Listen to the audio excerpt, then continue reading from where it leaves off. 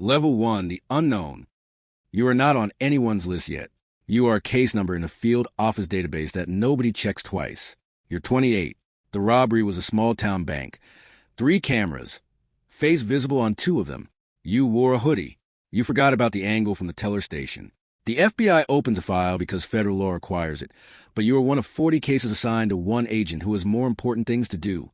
He runs your photo through facial recognition, sends emails to local departments, checks the databases. Then he moves on. You have roughly 3 weeks before anyone looks seriously. Most people in your position get caught because they tell someone, a friend, a girlfriend, someone at a bar who seemed trustworthy. You say nothing. You don't spend the money visibly. No new car, no sudden trip, no behavior that signals anything changed. The cash sits in a storage unit. You go to work on Monday. You act normal because normal is the only cover that actually works. 6 months pass. The case goes cold. Not closed, cold. There is a difference. Cold means the agent has newer cases, and yours sits in a queue with no active investigation behind it. You are technically wanted. You are not actively hunted. Some people live in this space for years. The ones who stay quiet. The ones who understand that the investigation doesn't stop. It just pauses, and patience is the only thing standing between them and the next level. Level 2, the pattern. You hit 3 more banks. Different cities, same state, same method. That was a mistake. Patterns get attention in ways that single incidents don't. The FBI creates a task force. For agents, focus entirely on you. They have a name for you in internal reports. Not your real name. A descriptor based on what they see on the footage. Local news picks up the story. Your photo circulates on social media. Tips come in by the hundreds, most of them useless.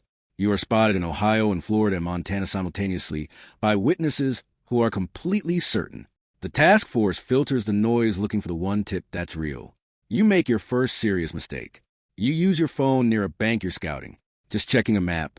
Nothing illegal in itself. But your phone pings a tower, and that ping gets logged. The FBI doesn't have your number yet, but they have data from every device in that area during your window. 3,000 phones.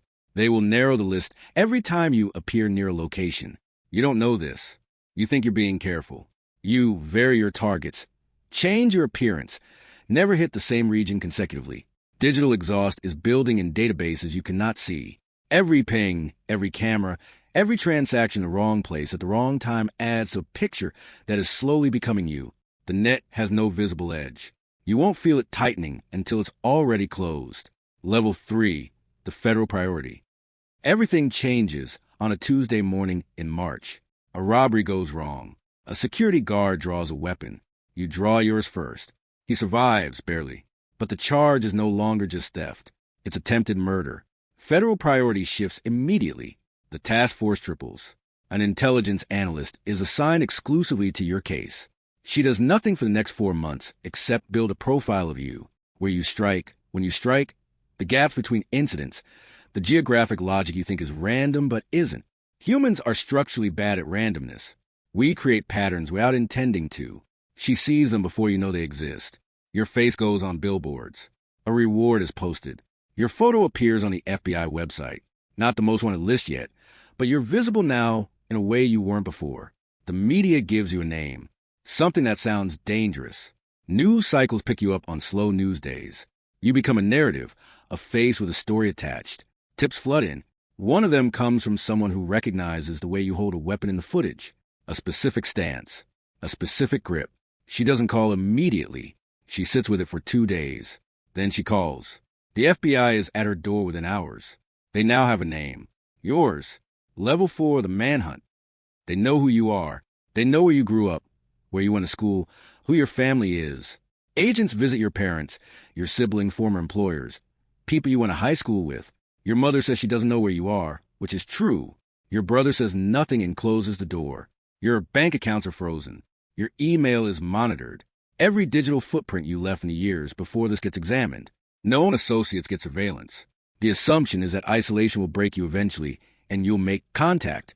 You haven't yet. But isolation has a weight that accumulates. You're moving through motels, paying cash, using names that work on a clerk who doesn't look closely. You're somewhere in the middle of the country, small towns, places without traffic lights and without FBI field offices. You've grown a beard, lost weight from the stress. You look different enough from your photos to move without immediate recognition. The money is running out. That means another bank. You scout a town of 800 people.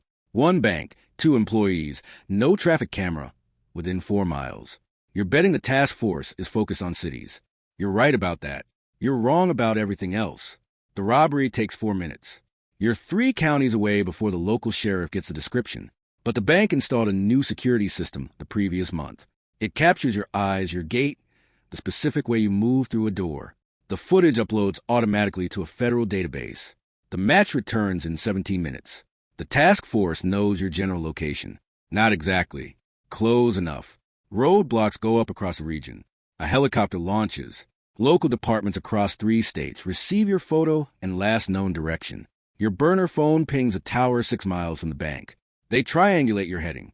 The radius shrinks from 100 miles to 50 to 20. You see the first roadblock half a mile ahead and turn off before they spot you. Your hands tighten on the wheel. That was not random. They are looking for you specifically. You ditch the car and walk into the woods. It's January. The temperature is in the 20s.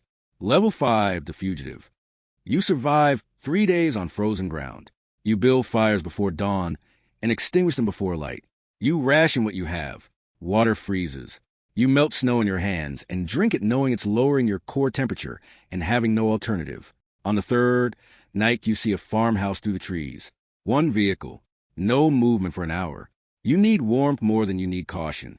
You break in through a basement window. The house is empty. Owner's away. You find food in the pantry and blankets in the closet.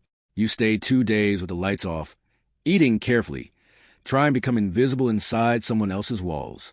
A neighbor drives by on the 2nd day, too slowly, looking at the house in a way that means something is wrong to her even if she can't say what. You leave immediately, back into the cold. The task force finds your fire pits, tracks in the snow you try to cover. Dogs pick up your scent and follow it through miles of forest. You hear them before you see them. You run through undergrowth that tears at your clothes. You cross a creek, hoping the water breaks the trail. It doesn't. The helicopter appears overhead. Thermal imaging finds your heat signature through the canopy. Ground units are vectored to your position. You have minutes. You find a ravine and go down it, injuring your ankle on the descent. You can't run anymore. The dogs arrive first. Then the handlers. Then tactical units with rifles trained from positions you cannot locate. Someone gives commands you cannot process. You raise your hands. The gun is still in your waistband. You don't reach for it. Some part of you understands what reaching means. They take you down anyway, face in the frozen dirt, wrist bound behind your back. The helicopter is directly overhead, rotor wash throwing ice and leaves across the ravine floor. Someone reads you your rights. You can't hear the words over the noise and your own breathing. 15 months of running ends here, in a ravine in January with your face pressed into soil that smells like the end of something. Level 6, the defendant. The charges are read in a federal courthouse 3 weeks later. Armed robbery, 14 counts. Attempted murder, assault, fleeing, weapons charges. Each count carries years. Together they carry decades. Your public defender is 26 and managing 70 cases simultaneously. She is competent and overwhelmed. She tells you the evidence is complete. Surveillance footage placing you at every location. DNA from scenes where you left trace material. Ballistics matching your weapon to 3 separate incidents. The federal prosecutor offers a plea. 8 counts. 40 years. No parole. Reject it and go to trial. Risk life without the possibility of release. You take the deal. The sentencing hearing takes 20 minutes.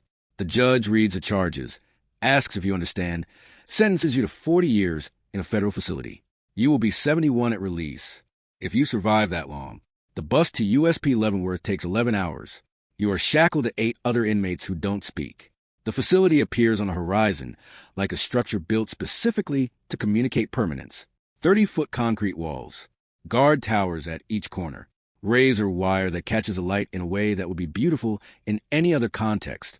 You are processed, stripped, searched, assigned a number that will replace your name for the next 4 decades. Your cell is 8 by 10 feet, a bunk bolted to the wall, a toilet without a seat, a cellmate who stopped speaking to new arrivals years ago. The first year is the hardest. Everything you were before this is irrelevant. Your identity becomes classification. Medium risk, general population, cell block D. You learn the rhythms the way you once learned everything, by observation and repetition. Count time at 5 a.m. breakfast at 6. Work detail at 7. The days compress into sameness. Level 7. The number. 22 years pass. You are 53. Gray hair, bad knees, a scar from a fight you didn't start but had to finish in year 4. Your mother died while you were inside. Your brother stopped writing after year 7. There's no one waiting for you. No life on the outside that held your place while you were gone. The release happens on a Tuesday. $600 from prison wages. A bus ticket to a halfway house in Kansas City. A parole officer who has seen this before and is already skeptical. The world outside has changed in ways you cannot fully process. The technology, the pace, the way people move and communicate. You are a person from a different era standing in a present that didn't account for you. You apply for jobs that won't hire you. You navigate systems designed for people who haven't done what you did. The halfway house has rules. The parole officer has requirements. The city has no memory of you and no particular interest in acquiring one. You were on billboards once, wanted across multiple states, hunted by helicopters through frozen woods. The FBI spent years and significant resources to find you. Now you are a case number on a parole officer's desk in a city where nobody knows your name. The most wanted list doesn't pause for this.